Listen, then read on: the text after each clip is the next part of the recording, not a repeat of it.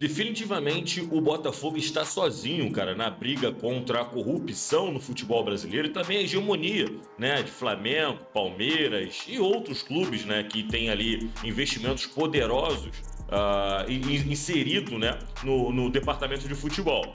Até mesmo o Vasco, cara, que era para ser um apoiador da causa do John Textor, afinal de contas, é conhecido como um clube amigo do Botafogo. As torcidas são muito próximas, né? É conhecido como o clássico da amizade. Porém, John Textor foi apunhalado pelas costas pelo Pedrinho, atual presidente do Vasco, né? E sabemos todos nós que Pedrinho é ex-Global, né? Era comentarista da TV Globo, então tem os seus interesses ali por trás. E nós vamos comentar muito sobre a treta que deu ontem de John Textor com o Pedrinho, né? Que é o presidente do Vasco. Então sejam todos muito bem-vindos ao Botafogo em Foco. Eu sou Marcos Rosa, esse daqui é meu canal, mas ele pode ser um pouco seu também. Basta você se inscrever, cara, ativar as notificações para ficar por dentro de todas as informações do dia a dia do Botafogo. Então ontem, né, toda essa discussão referente a fair play financeiro, que não passa de ser o verdadeiro chororô ou a atualização do jogo do Senta, né, onde o Flamengo, quando tomou 6-0 do Botafogo, né, decidiu sentar em campo e não terminar a partida, e a atualização do jogo do Senta está acontecendo em 2024, quando na verdade Flamengo, Palmeiras e outros clubes que têm grandes investimentos não querem jogar de igual para igual com o Botafogo. Afinal de contas, camisa pesa muito, né? E jogar de igual para igual com o Botafogo é perigoso para eles, porque a nossa torcida empurra o nosso time para a vitória e a camisa do Botafogo pesa muito e vai voltar, cara, a pesar nos próximos dias, nos próximos confrontos. Vimos contra o Palmeiras, por exemplo, a nossa camisa pesou ali nos últimos minutos e conseguimos a classificação para a próxima fase da Libertadores. Então, a grande discussão não é fair play financeiro, mas sim um grande choro, e algo que eu já vinha falando aqui nos últimos vídeos, que vai chegar um momento que eles vão fazer o fair play financeiro, não porque o futebol brasileiro precisa, mas porque o Botafogo está de volta competindo de igual para igual com esses caras, destruindo, né, toda a tentativa de hegemonia que a Globo tentou construir com o Flamengo. Nós tivemos um vídeo aqui falando sobre as benesses, né, que o Flamengo recebe da Globo, Petrobras, há mais de 30 anos. Eu vou deixar aqui no final do vídeo, é um dossiê que você precisa assistir.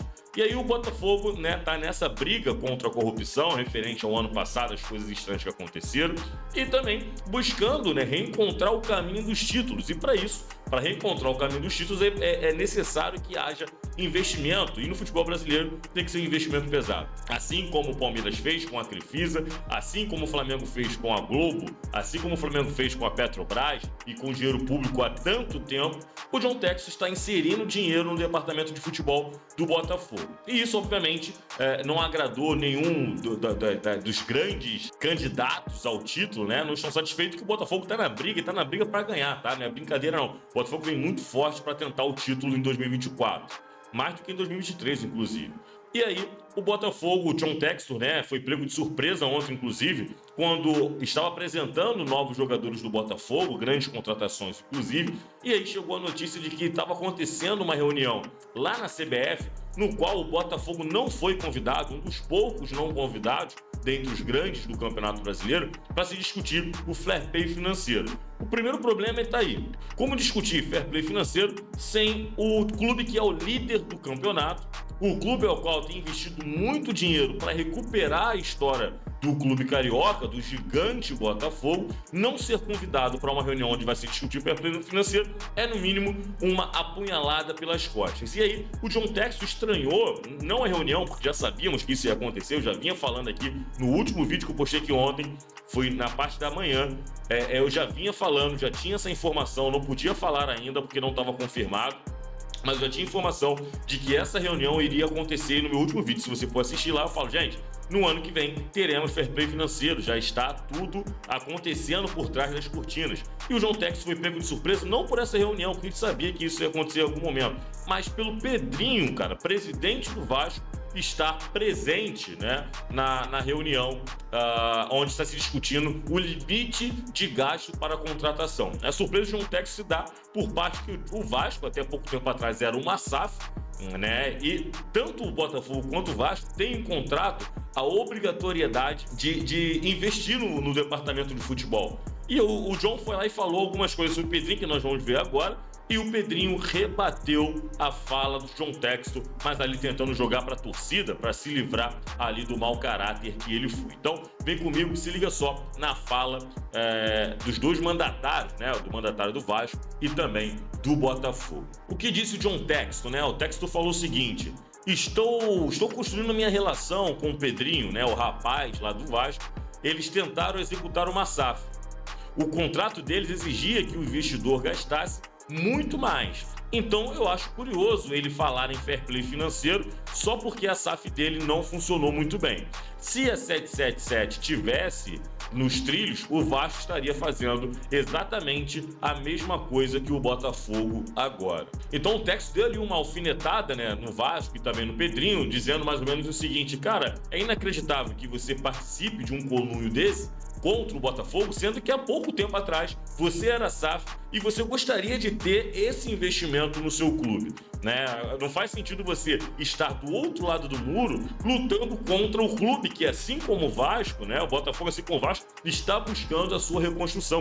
Inclusive, grande maioria da torcida do Vasco foi a favor da fala do John Textor. E aí o Pedrinho foi lá e respondeu o John Textor numa nota gigante. Não vou nem ler a nota toda, mas vamos pegar aqui alguns trechos, né, que ele fala, que é o seguinte: John Textor, na sua insistência de falar o que não sabe, mentiu ao afirmar que eu estava presente na reunião da Comissão Nacional de Clubes. O Vasco foi representado pelo nosso CEO, Carlos Amoedo.